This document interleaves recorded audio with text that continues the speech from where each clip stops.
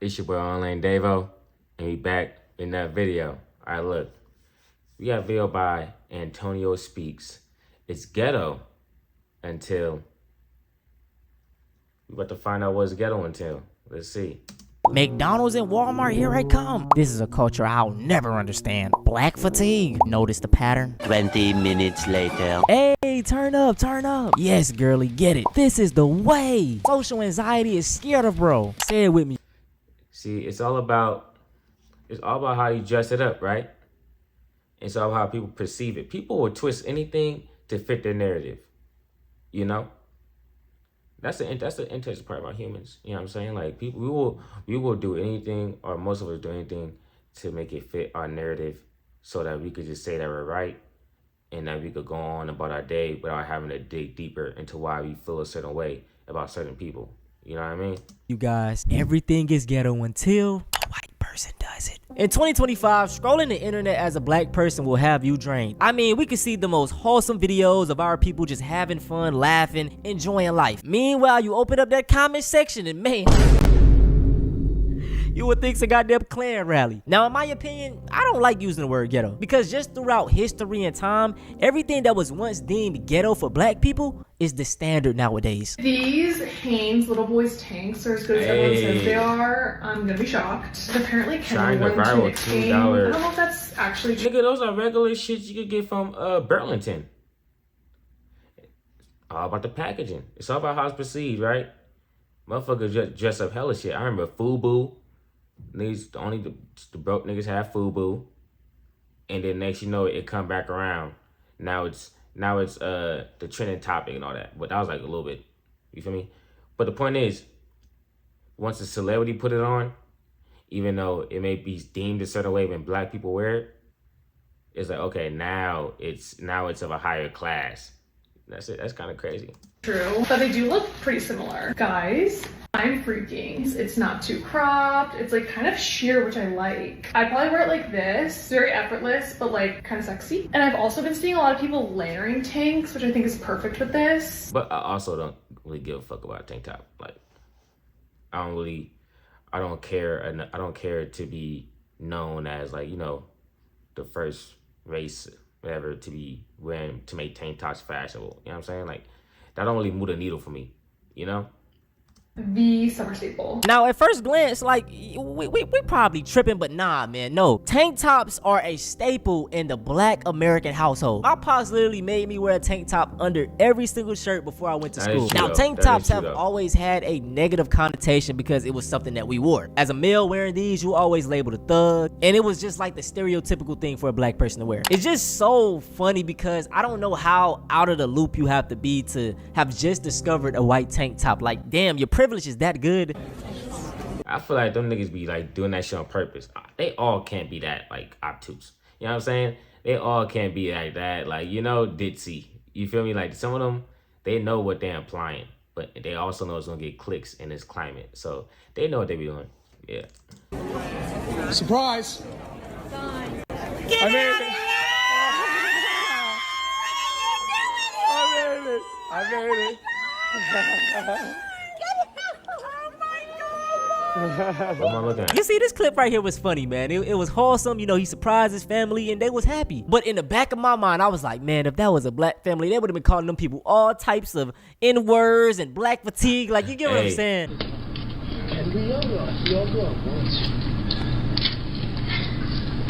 See, those, they look like some douchebag, I ain't gonna lie. Never trust, bro. If it's three dudes walking down the street, they got khaki shorts and a polo with the damn, what's it called? The little shit. Don't trust them niggas, bro. They up to no good. And it's at night too. They ain't got no jacket on.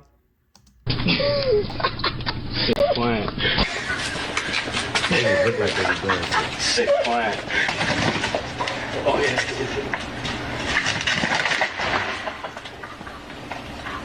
Now, if they were black, would they just be having fun, or would they just be, you know? Ask yourself. Once again, imagine if the races were reversed. This would have been a segment in hundreds of black fatigue videos. The comments would have been filled with how savage and reckless they are. But guess what? You don't see people posting clips like this because it doesn't fit their narrative. It's a group of young college kids. Hey, boys will be boys. As a black person, your room of error is extremely small. Soon as a black person makes a mistake, it's, see, you know, I knew they couldn't do it. That is why when I see these black doctors and black pilots, like, I know that they really had to work extremely hard to get there. They're like probably the top-notch person. I hate texting a hoe that don't know their geography. Like, what do you, how? This boy all up in my phone talking about something. Oh, where are you from? I'm like, Romania, I stay in Georgia. He told me some, oh, I'm from New York, I stay in Georgia too. We get to it, all of a sudden he get my number, he want to text me. She's not vernacular. You know what I'm saying? She's not kind of that certain slang when she talking. I mean, we know what it's associated with, right?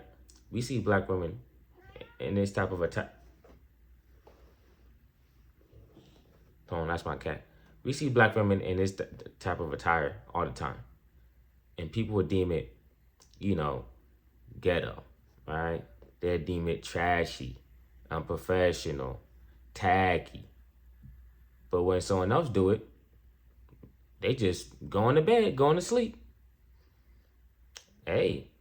How are you in Spanish? See, Romanian and Latin-based language, so I already know the one and the two. So I text him back and he wants to some, oh, you Hispanic? Did I not just tell you I'm Romanian? He wants to some, oh. That nigga thought Romania was in Mexico?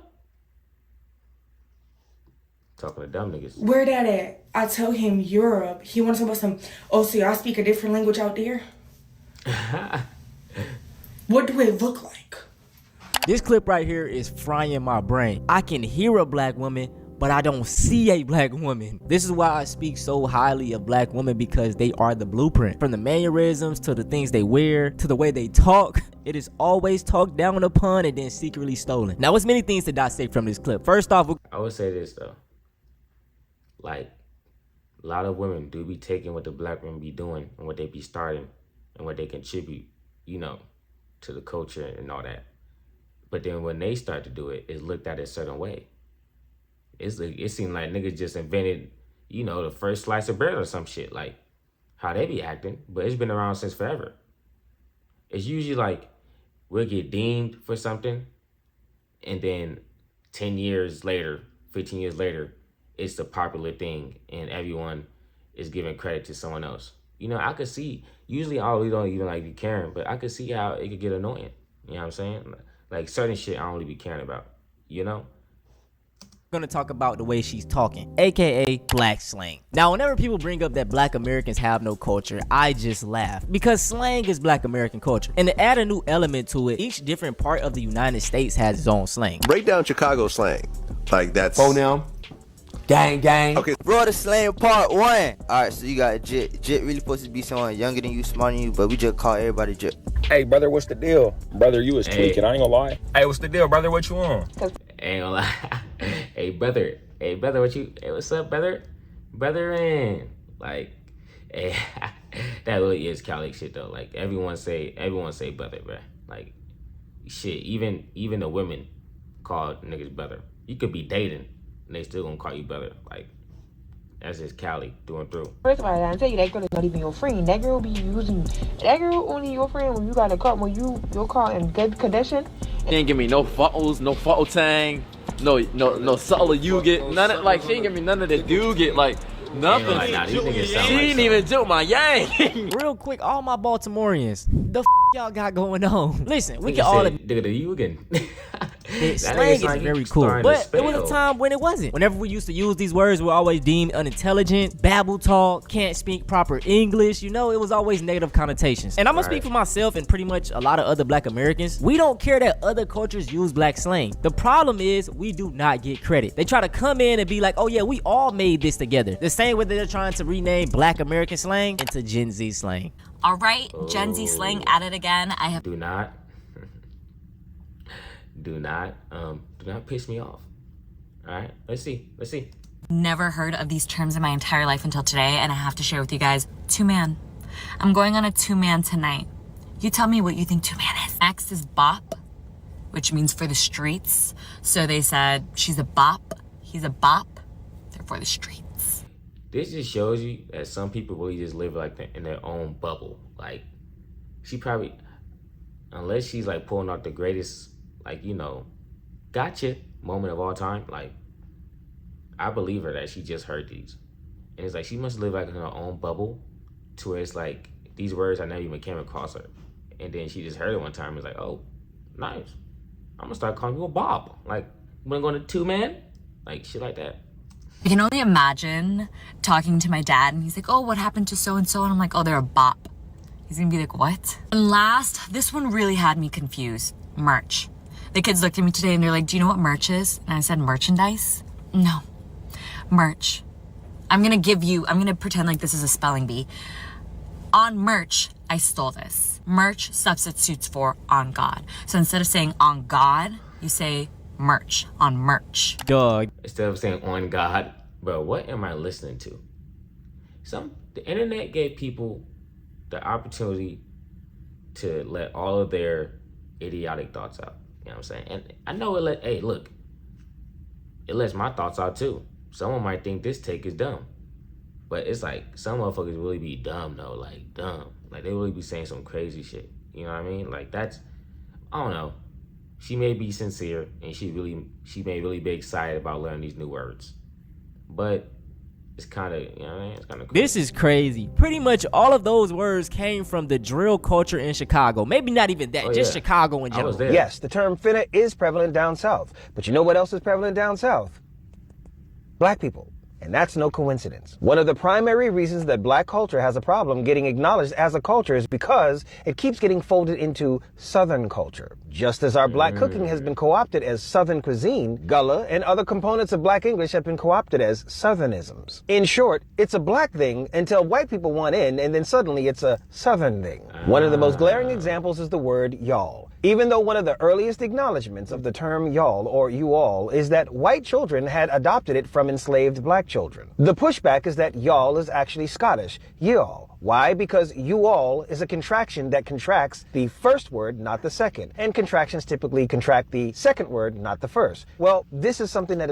I ain't gonna lie. When I say y'all, I do think of like, I'm gonna say it. I do think of like, you know, hillbilly white people in the South when I think of y'all. So this just educated me, you know? Cause that's what I've been programmed to think of it as, you know, but really he's saying that it started from black children. But just like we was talking about earlier in the video, once a certain group, or once it gets, you know, brought to the spotlight of, oh, this is the new thing we're all gonna do, we're gonna start calling people, we're gonna start saying bop, we're gonna start saying merchant and stuff, that's when it becomes an everybody thing. Is frequent in black English. Say, for example, he asked for him, but he ain't give him none tall. In that sentence, tall is a contraction, at all, which means that the first word was contracted into the second, not the second into the first. So the theory that y'all could not have been of black origin is only logical if you are applying English rules, which English was not our first language. We were playing by different rules. Let's keep it a buck. The Southernizing of black culture allows white people to take ownership of things without properly acknowledging its creator. That brother broke it down perfectly. Now, I'm not going to spend too much time on this. Us niggas with dreads really be like smart as shit, because like all of our wisdom is within our locks. You know what I'm saying? So like that's why we all kind of on the same page with this, you know? Main topic, because I have a whole video on it. The video is mad short though. It's only 5 minutes. I'll probably do a part 2 soon, but yeah. Now the next segment we're going to talk about is skin color. Throughout all of history, being lighter or just even being pale was the standard for godliness. But in 2025, man, oh man, have things changed.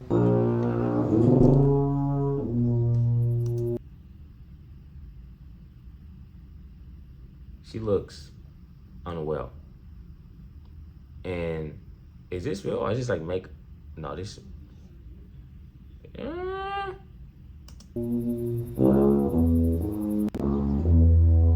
my tanning routine. Oh, she out here really, damn. I mean, this is, come on, you know? We know if someone else was doing that, but it's like, you know, I'm also a type of person. Look, you want to tan your skin, Do whatever you want to do. You know what I'm saying? But you better not be the same person that's tanning your skin and then talking trash about the people that you're really subconsciously trying to look alike. You know what I mean? Don't y'all talk shit about this group when you doing the little things to make yourself look like that group. Yeah, but you know, people. Tanning has always seemed off to me because you're trying to darken your skin, which correlates to being black. Like I was like, what? But that's the end of the video. Let me leave y'all with this message. Always be unapologetically black. I don't care about you wearing your bonnets out in public. I don't care about you wearing your do-rags out in public. I don't care about... I be wearing a bonnet sometimes, I ain't gonna lie.